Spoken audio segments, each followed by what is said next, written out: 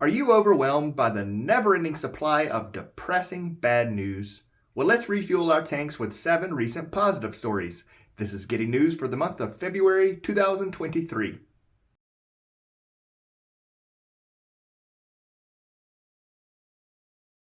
Girl 13 with incurable cancer recovers after pioneering treatment in London is the Getty News headline courtesy of Gergana Kristeva with Metro UK, and a link to the source will be included in the description below. A girl's incurable cancer has been cleared from her body after what scientists have described as the most sophisticated cell engineering to date. 13-year-old Alyssa was first diagnosed with T-cell acute lymphoblastic leukemia in May of 2021. After a round of chemotherapy and a bone marrow transplant failed to rid the disease, doctors told Alyssa's parents there was nothing more that they could do. However, Alyssa decided to undergo an experimental new treatment. Scientists at Great Ormond Street Hospital for Children in London gave Alyssa pre-manufactured cells edited using new technology that allows them to hunt down and destroy cancerous T-cells. Less than a month after being given the treatment, Alyssa was in remission. She is said to be doing well at home as she recovers and continues with follow-up monitoring. Her mom said the family was on cloud 9 and that it was amazing to be home. This is the world's first such treatment, and Alyssa's recovery gives hope to many thousands of patients. Alabama town learns farmer secretly paid people's pharmacy bills is the Getty News headline courtesy of Ramon Antonio Vargas with The Guardian, and a link to the source will be included in the description below. A small town in Alabama is honoring a man who paid off his neighbor's pharmacy bills for years and kept his generosity a secret until shortly before his death.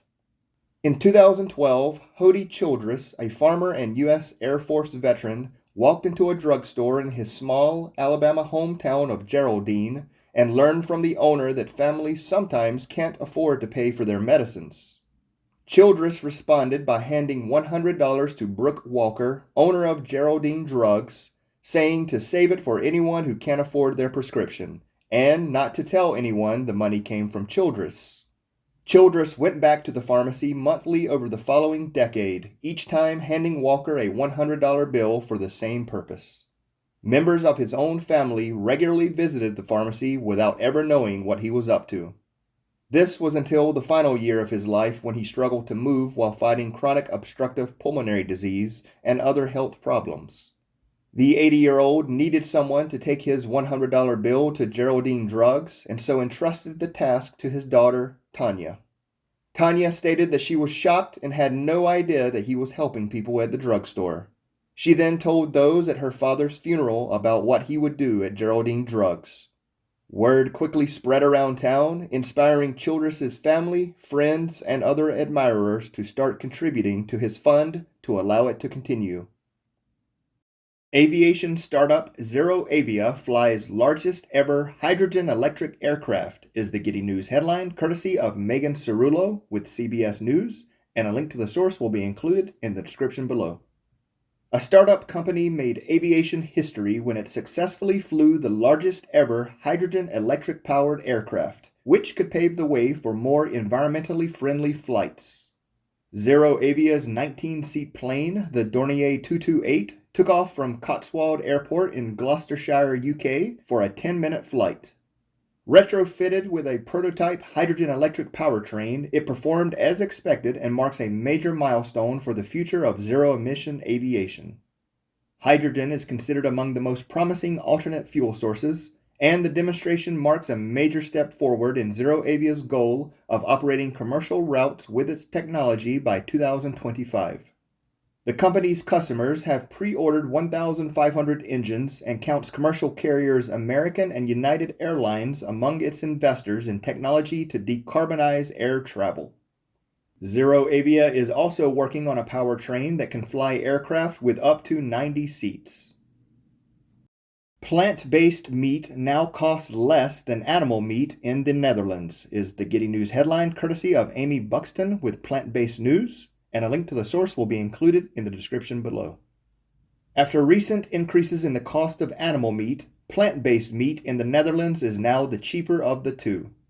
Researchers compared meat and plant-based products within strict parameters. All items were the lowest price options, with portion sizes being matched. Plant-based burgers were found to be 78 cents cheaper per kilo than meat alternatives. Similarly, vegan chicken pieces were 37 cents cheaper than their animal counterparts.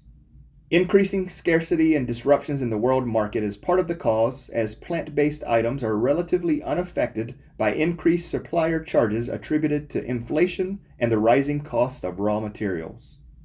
Cost is frequently cited as a stumbling block to turning vegan, but Oxford University states that the misunderstanding often stems from comparing conventional meat to specialist substitutes. The institution's research found vegan and vegetarian diets are, in actuality, the most cost-effective options in high-income countries.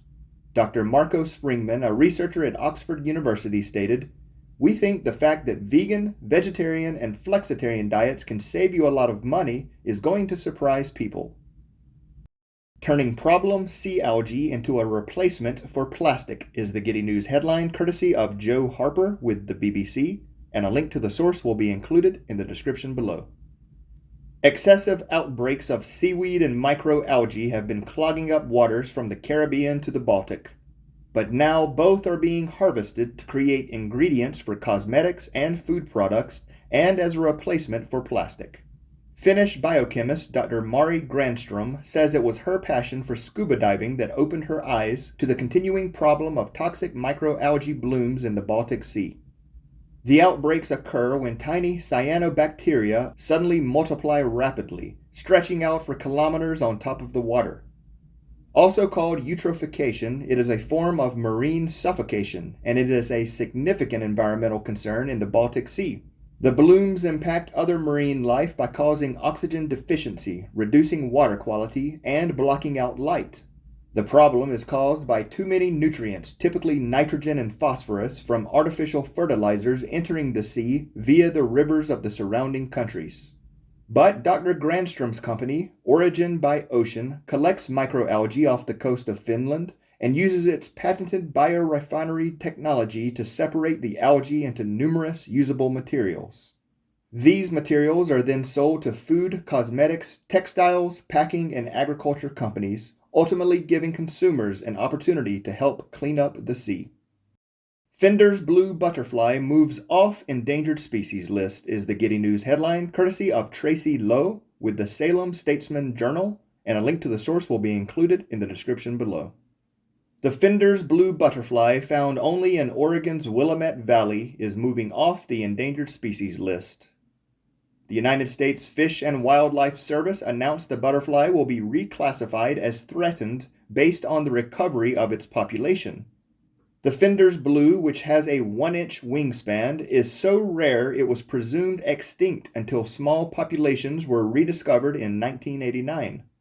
The butterfly now inhabits twice the acreage it did when it was listed as endangered in 2000, and the number of occupied sites has quadrupled.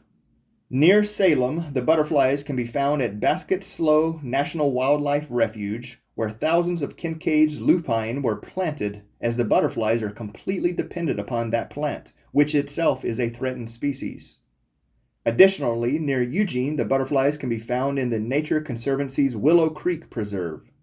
Quinn Reed, Oregon Policy Director at the Center for Biological Diversity, said, "The Endangered Species Act has ensured the full recovery of more than 50 species, and the Fender's blue is now well on its way. We can celebrate its recovery along with the 50th anniversary of the landmark law that saved this species."